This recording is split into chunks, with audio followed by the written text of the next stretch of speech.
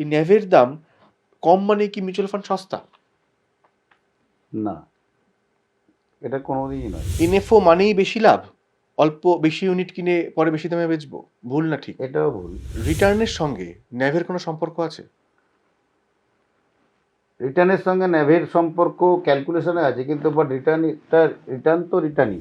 Mutual fund বাছাই করতে গেলে কোন তিনটে জিনিস আপনি বলবেন যেটা সম্পূর্ণ মাথা থেকে বের করে দেওয়া উচিত?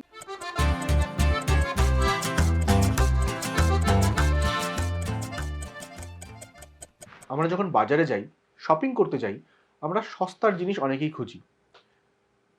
যে টাকা দিয়ে আমরা বেশি জিনিস কিনতে পারবো, সেই টাকা দিয়ে অল্প জিনিস কেন কিনবো, এই প্রশ্ন আমাদের মাথায় থাকে।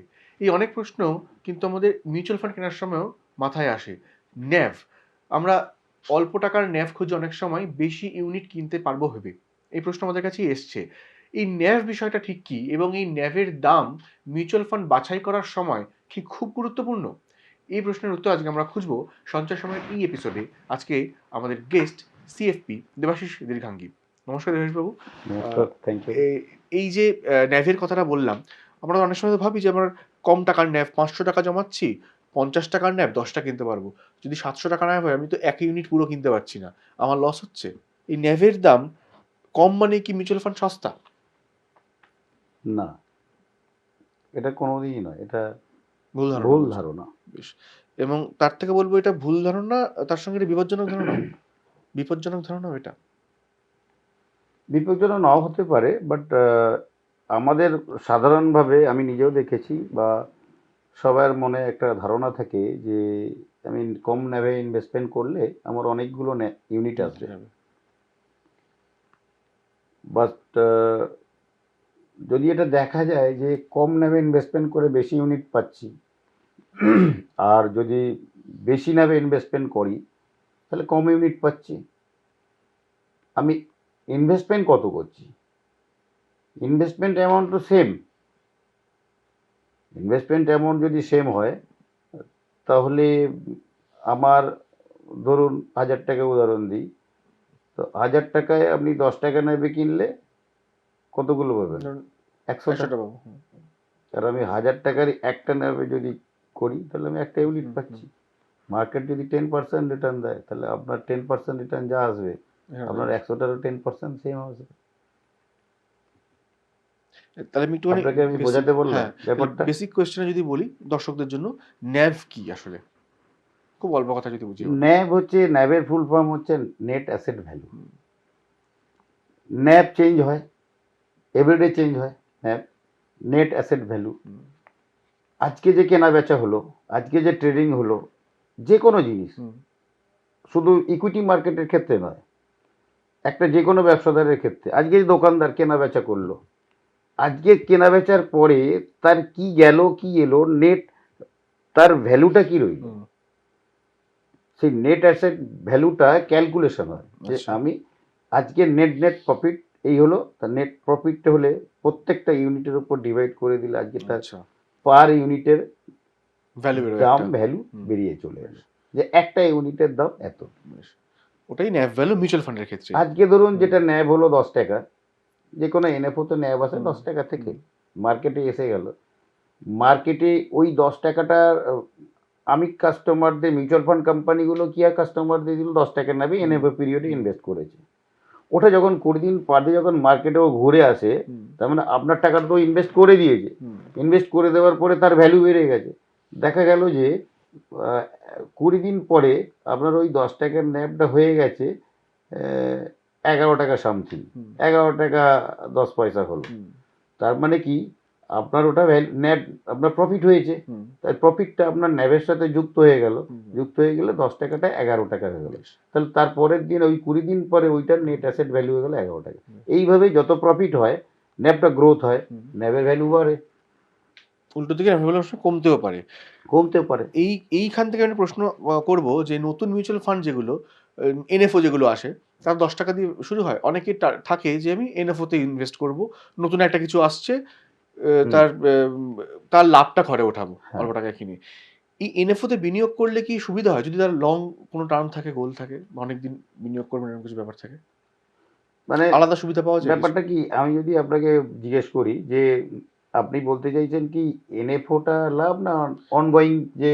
এনএফও তে আমি যদি ইনভেস্ট করি হুম, লং টার্মের জন্য, এনএফও চুজ করা কি আমার জন্য লাভ হবে মিউচুয়াল ফান্ড ইনভেস্টমেন্টের ক্ষেত্রে? না হবার কিছু কারণ নেই। এনএফও তো ভালো। যে দেখুন, যে কোনো ফান্ড একটা সময় তো সেই এনএফও হিসেবেই এসেছে, তার জন্ম হচ্ছে। হুম, কোনো না কোনো ফান্ডের জন্ম হতেই পারে। হ্যাঁ, তো ইনভেস্টমেন্ট করতেই পারে ক্লায়েন্টরা। এবার দেখে নিতে হবে যে এনএফওটা কী ধরনের। আমি যেখানে ইনভেস্টমেন্ট করতে চাইছি, এবার ওই এনএফওটার মানে নতুন fund, NFO new fund offer, ওই এনএফওটা কী ধরনের ফান্ড, হুম, ওই ফান্ডটার অবজেক্টিভ কী। আমি যেখানে ইনভেস্টমেন্ট করব, ফান্ডটার নামের সাথে কিছু একটা যুক্ত থাকবেই। হুম, এই ফান্ড, ওই fund, mid cap fund, small cap, যে কোনো একটা ফান্ড থাকে।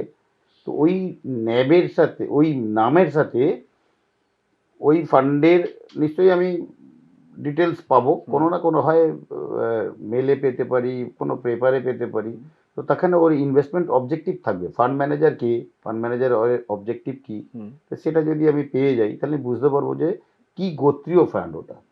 তো সেটা যদি আমি মার্কেটে বুঝতে পারি যে এই ফান্ডটা আগামী দিনে বেটার করতে পারে, তা মার্কেটে এটা ঠিক আছে, ঠিকঠাক ফান্ড। এই প্রশ্নটা করার আমার অন্যতম কারণ ছিল যে এনএফও টেস্টেড নয়, কিন্তু অন্য একটা ফান্ড যেটা অলরেডি বাজারে রয়েছে ন্যায় অনেক বাই হাই, সেটা টেস্টেড মার্কেটে দীর্ঘদিন ধরে, 10 বছর 15 বছর ধরে। এই দুটোর তুলনার ক্ষেত্রে তো তুলনামূলকভাবে এনএফওটা একটু হলেও রিস্কি হতে পারে, যেহেতু টেস্টেড নয়। রিস্কি হতে পারে, মেবি রিস্কি তো হবেই। যে কোনো ফান্ড, এনএফও মানে জন্মাচ্ছে, জন্মানো কোনো জিনিস জন্মানো সত্যই তার একটা রিস্ক ক্যারি করে। যে কোনো, আমরা যখন জন্মাই আমরা রিস্কের মাধ্যমেই জন্মাই। আজকে জন্মসূত্র থেকেই রিস্ক থাকে, এভরিহোয়ার রিস্ক, রিস্ক কোথায় নেই। বাট ও যখন ধীরে ধীরে ধীরে ধীরে বড় হবে, ধীরে ধীরে ধীরে ধীরে কোনো সময় ডাউন হলো, এখন অনেক এনএফও গেছে, কোন এনএফও তো 10 টাকা হয়েছে, এনএফও বেরিয়েছে যখন তখন 9 টাকা হয়ে গেছে, 9.5 টাকা হয়ে গেছে। তো কোনো ভয় নেই। আমি এরকম আপনাকে এর আগেই আগের বারে বলছিলাম যে একটা এনএফও পিরিয়ড 10 টাকা ছিল, সেটা 6 টাকা হয়ে গেছিল। বাট আমি আমার ক্লায়েন্টকে বলেছি তো এসআইপি বাড়াও। এরকম অনেক ক্লায়েন্ট গেছে, ওই এনএফওতে 1000 টাকার এসআইপি ছিল, এখন সে 10,000 টাকার এসআইপি চলে সেম ফান্ডে। তাহলে এই এনএফও বিষয় নিয়ে একটা ছোট্ট প্রশ্ন জিজ্ঞেস করবো যে এই যে এনএফও বাঁচতে গেলে অনেক সময় 5-7টা লিস্ট থাকে, একজন বিনিয়োগকারী যে বিষয় যাচাই করা করে উচিত, আপনি এক্ষুনি বললেন যে কোন ফান্ড কী ধরনের ফান্ড, আর কি কি দেখা উচিত একটা এনএফও বাঁচতে গেলে, যেহেতু ন্যাফ কম, এনএফওটা নতুন আসছে, এটা ইন্টারেস্ট থাকবে সেই সেই ক্ষেত্রে? দেখুন, ফার্স্ট অফ অল হচ্ছে আমাকে দেখতে হবে এনএফওটা কে নিয়ে আসছে। এনএফওটা কে নিয়ে আসছে আর ইনভেস্টমেন্টের অবজেক্টিভ কী তার। বেশ। ধরুন আমি যদি নিয়ে আসি কিংবা আপনি নিয়ে আসেন, ওই এনএফও বাজারে আসবে? চলবে? চলবে না। দেখতে হবে যে এই কে নিয়ে আসছে, হ্যাঁ। কোন মিউচুয়াল ফান্ড কোম্পানি নিয়ে আসছে। এবার সেই মিউচুয়াল ফান্ড কোম্পানি যখন নিয়ে আসছে, মিউচুয়াল ফান্ড কোম্পানি হতে গেলে তো নিশ্চয়ই তাকে সেবির লাইসেন্স নিয়েই আসতে হবে। এবং যে কোনো এখনো নতুন নতুন মিউচুয়াল ফান্ড কোম্পানি আসছে বাজারে, তো তাদেরও এনএফও নিয়ে আসতে, তাকে তো একদিন না একদিন, যে কোনো মিউচুয়াল ফান্ড কোম্পানি একদিন না একদিন বাজারে তাকে আসতে হবে। অল প্লেয়ার, তাকে তো মিউচুয়াল ফান্ডে এনএফও নিয়ে আসতেই হবে, তবে তো সে পুরানো হবে। এবার আস্তে আস্তে মার্কেট যত ক্যাপিটালাইজিং বাড়ছে, তত সবারই রেট বেড়ে যাচ্ছে। মার্কেট পড়ে গেলে সবারই রেট পড়বে। অতএব সবাইয়ের জন্যই বলছি যে মিউচুয়াল ফান্ড এনএফও তে ইনভেস্টমেন্ট করা যেতে পারে, এনএফও খারাপ নয়, বাট অনেক কিছু দেখে নিয়ে। অনেক কিছু দেখে নিয়ে, এগুলো দেখে নিয়ে করা উচিত। আরেকটা বিষয় আমি জিজ্ঞেস করবো, এটা ঠিক না ভুলে আমি জানি না প্রশ্নটা, কোনো একটি এএমসি, তার তো একাধিক ফান্ড থাকে, প্রায় একই ধরনের ফান্ড অনেক সময় থাকে, সেক্ষেত্রে দেখা গেল প্রায় কাছাকাছি একই ধরনের ফান্ডের একটার ন্যায় হচ্ছে 50 আর একটার 500, এরকম কি হতে পারে? আর যদি এরকম হয় সেক্ষেত্রে ফান্ড বাছাইয়ের ক্ষেত্রে আর কি কি জিনিস মাথায় রাখা উচিত? দেখুন, ন্যাব, আমি এর আগেও বলেছি, ন্যাব ন্যাব দেখে বিচার করে লাভ করবো না, নেই। হ্যাঁ। আমি রিটার্ন কি জেনারেট করতে পারছি, ওই ফান্ডটা রিটার্ন কি জেনারেট হচ্ছে।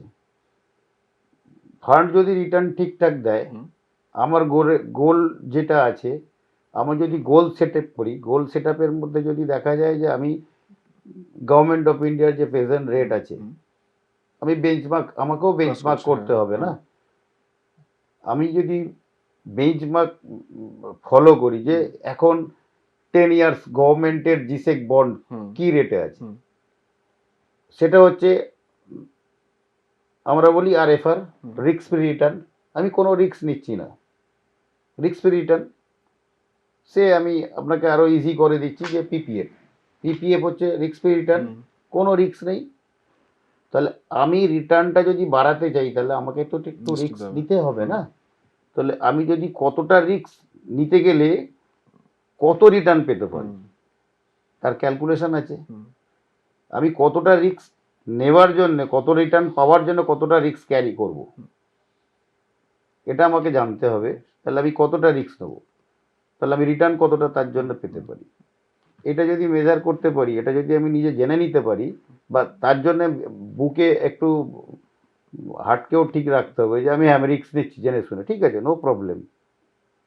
এটা এটা উম, এটা ঠিক নয় যে রিটার্ন আসবে না, বাট ফান্ডটাকেও দেখতে হবে কোন ফান্ডে আমি ইনভেস্টমেন্ট করছি। মানে রিস্ক মিটার এটাও দেখতে হবে ফান্ডটা ওই ক্ষেত্রে একই এএমসির দুটো ফান্ড যদি হয় অনেকটা কম বেশি দাম, সেক্ষেত্রে ন্যাভটাকে বলছেন মাথা থেকে সম্পূর্ণ বের করে দিতে। ন্যাভের দাম ইনভেস্ট মানে সিলেকশনের সময় ন্যাভের দামটা মাথায় রাখা উচিতই না তার মানে। ন্যাবটা ম্যাটার করে না, তাহলে আমি পরের প্রশ্নটা রিটার্নটা করবো ম্যাটার করে। এই কারণে যে বহুবার প্রশ্ন হয়েছে আপনাদের কাছে করা হয়েছে যে মিউচুয়াল ফান্ড বাছাইয়ের ক্ষেত্রে কি কি মাথায় রাখবেন, অনেক আলোচনা হয়েছে। আমি একটু উল্টো দিকে প্রশ্ন করতে চাই।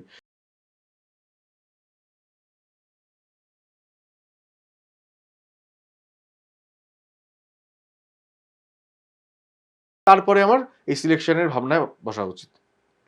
এটা তো ফার্স্ট অফ অল যেটা মাথা থেকে বার করা যে যে কারুর কোনো কথা থেকে কথা শুনে আমি ইনভেস্টমেন্ট করব না, হুম কারুর কোনো কথা শুনে ইনভেস্টমেন্ট করব না। বেশ।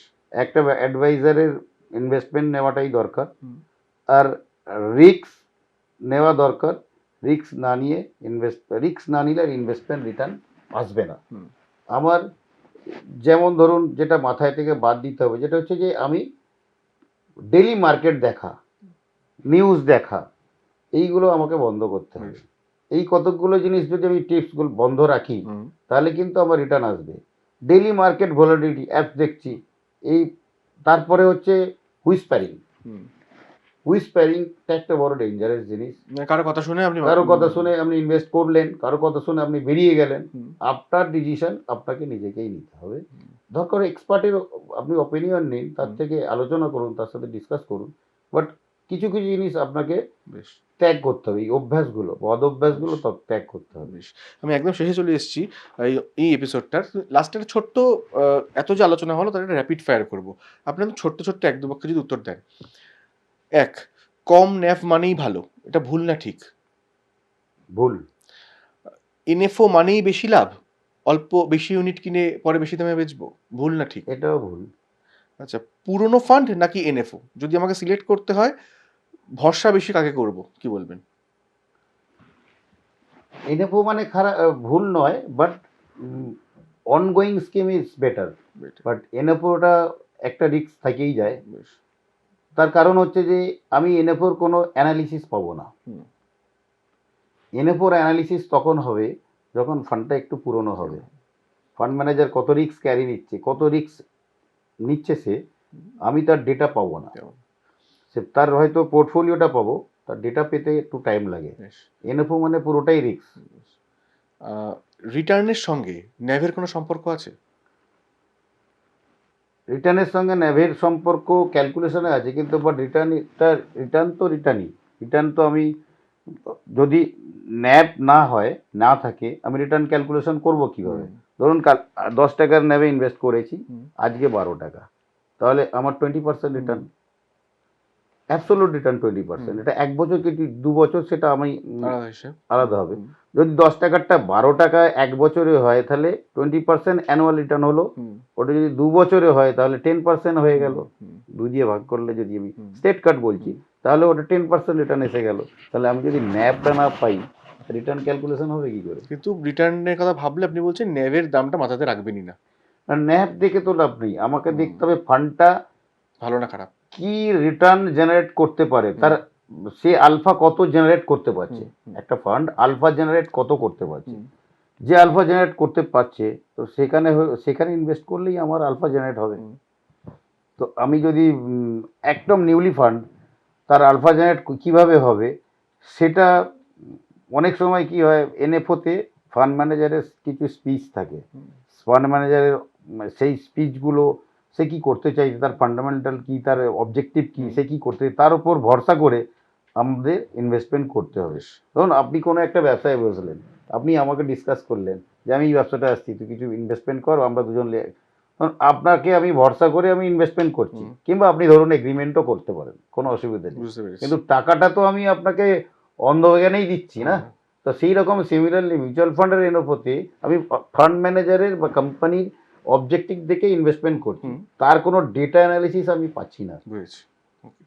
তার জন্যই ব্যাপারটা আপনি বলছেন সবার জন্য নয়, তুলনামূলক রিস্কি। থ্যাংক ইউ দেবাশিস বাবু এতটা পরিষ্কার করে বোঝানোর জন্য ন্যাভ নিয়ে।